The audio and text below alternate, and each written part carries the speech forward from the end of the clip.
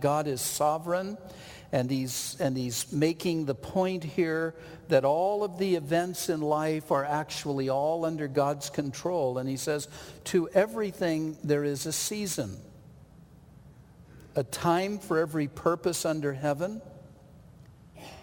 There's a time to be born and to give birth, and there's a time to die. There's a time to plant. There's a time to pluck what is planted, harvest it.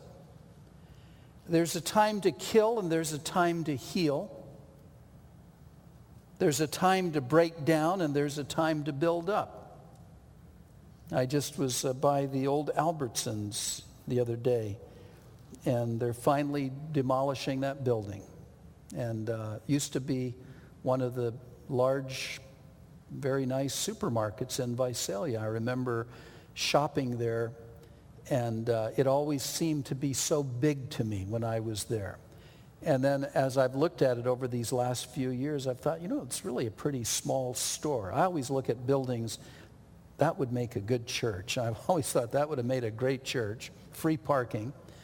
But they're finally knocking that thing down. And they're gathering there's all of the, what do you call those people, the demolition people. So there's a time to build, there's a time to break down, there's a time to weep, and there's a time to laugh. There's a time to mourn, a time to dance. These are all the things that God has appointed in life. He's in charge of all these things. There's a time to cast away stones, and there's a time to gather stones. In other words, there's a time when you clear the land for planting, where you clear off property to build. There's a time to embrace, and there's a time to refrain from embracing. There is a time to gain, and there is a time to lose. There's a time to keep and a time to throw away. There is a time to tear, and there is a time to sow. In that culture, when you tore your clothes, it was a sign of your bereavement, of your condolences, and of your sadness. And then you would sew them up again after the mourning was over. There was a time to grieve about something. You'd tear your clothes. And when the grieving was over, you'd take what you'd torn and you would sew it back together. There's a time to keep silence, and there's a time to speak. There's a time to love, and there's a time to hate. Now, this isn't necessarily the expression of malice, but of preference. In other words, there's a time to enjoy something, and there's a time where you don't particularly enjoy something. There's a time of war, and there's a time of peace. What profit has the worker from that in which he labors? What do you really get out of it? I have seen the God-given task with which the sons of men are to be occupied. I've observed. This is what God has appointed for people. These are the things that happen. If you were to go to some remote island somewhere that very few people have ever visited, all of these same things would happen. Speaking of God, not only has he given this task with which people can't escape, but he also has made everything beautiful in his time. It's all really under God's control. And when he wants to make something beautiful, he can make it beautiful. He does it in his own time. Also, he has put eternity in their hearts. Solomon understood that men have a perspective that there is something beyond this world. They don't know exactly what it is. It's really the rare person who believes in they're fatalistic, that there's just nothing. You live, you die, and then you're done. Deep within the heart of men, this fellow Bill Maher, he's a comedian, and he's really,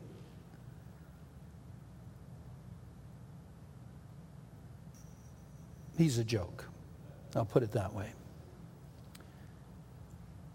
he is unfortunately an ungodly man who ascribes to these attitudes of there's just prayer is ridiculous, God is ridiculous, the Bible is ridiculous, Christians are ridiculous, thinking about life after death is, you name it and he's against it.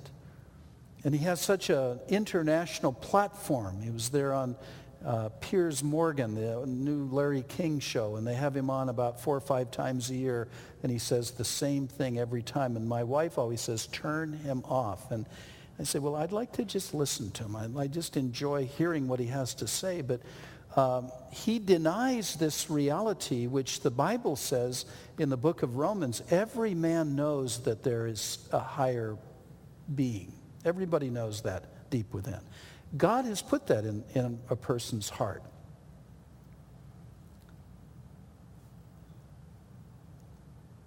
So he has put eternity in their hearts, except that no man can find out the work that God does from beginning to end. And so while God has given man this eternal perspective, he can look beyond the routines of life. God hasn't revealed all of life's mysteries to man. Man doesn't know what's up with eternity, other than what God tells us in the Bible.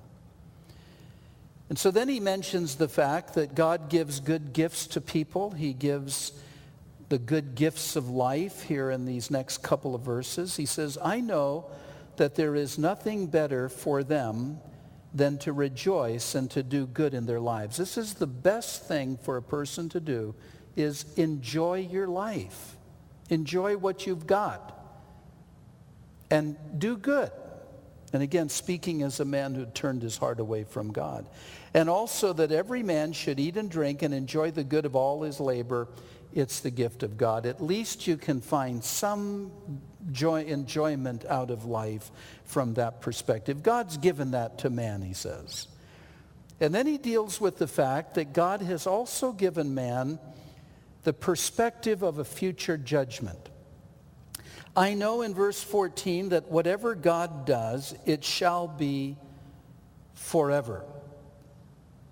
So while man doesn't understand all of God's plans, there's nothing better for him to do than to really resolve to do good and enjoy the gifts God has given him and to fear God. Nothing, he says in the last part of verse 14, nothing can be added to it and nothing taken from it. The work that God does, he's sovereign.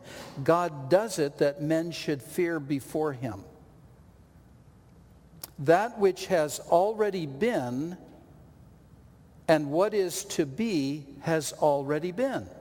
This cycle, this repetitive cycle. And God requires or seeks an account of what is past.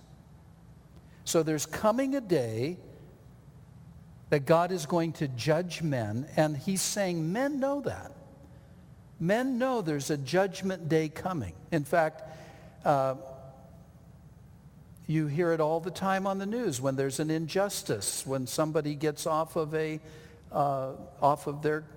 phone, if they're reading their phone during a service or something, they're texting or something like that.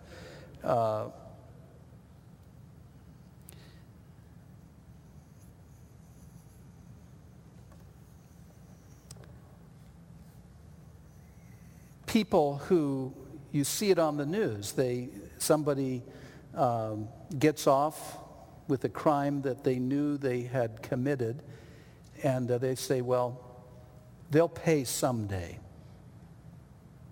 They'll give an account to their Maker. So people who are not necessarily godly people, they don't really have an active saving faith in the Bible, they nonetheless have that perspective that there's coming a day of judgment.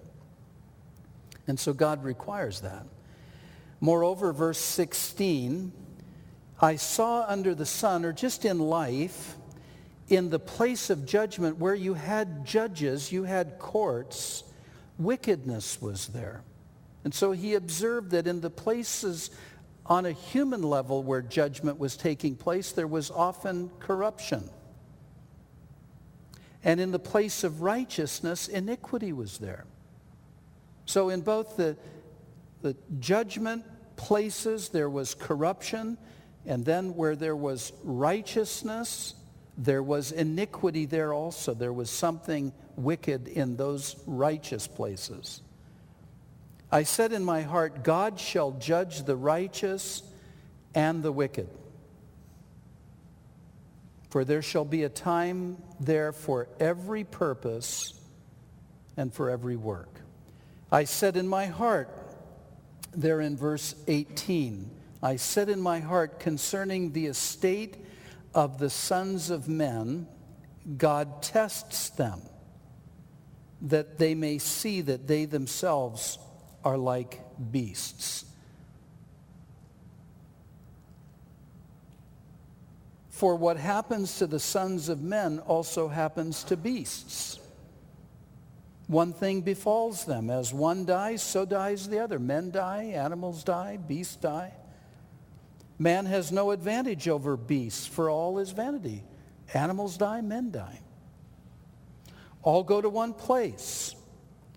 All are from the dust, and all return to the dust. My mother used to tell me this when I was a little boy. She would say, from dust we came and dust we'll go to. And in not my room, but one of the spare rooms in our house, there was always dust under the bed. And I would get down on my hands and knees, and I would look under that bed, and I would see all that dust. And I used to stare at it and think, that's where I came from, and that's where I'm going. And as far as I knew, that was the only identifiable location of dust I knew of. But it's so true. Go to the dust. Man came from the earth. God took him and made him. Verse 21, who knows the spirit of the sons of men which go upward, and the spirit of the beast which goes down to the earth? Many times people take this verse to speak of the fact that very possibly that animals, they're little spirits, they're just, when they die, that's all there is to it. Could be, maybe not. But this verse says, who knows the spirit of the sons of men which go upward, and the spirit of the beast which goes down to the earth? So his conclusion in verse 22, I perceive that there is nothing better than that a man should rejoice in his own works. This is the repeated theme. If you can find some happiness in what you're doing, good for you. For that is his heritage, or his portion or lot. For who can bring him to see what will happen after him? Nobody knows what's going to happen after you, so just enjoy your time while you're here.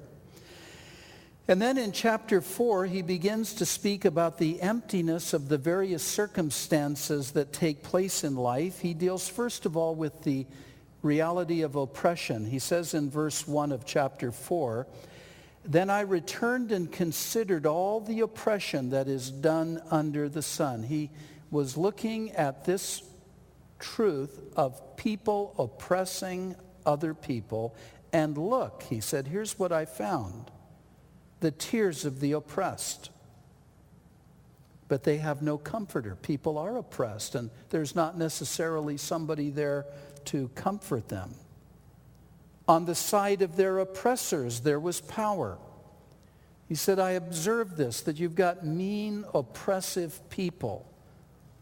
They're very powerful, and they hurt other people. And there's nobody there to comfort those who are being oppressed. In verse 2, therefore I praise the dead who were already dead, more than the living who are still alive. Good for the man who died. At least he's out of his misery, we would say. Yet better than both is he who has never existed. It would have been better if you'd never been born, he was saying. Who has not seen the evil work that is done under the sun? Who hasn't seen this kind of thing? He's talking now there in verse 4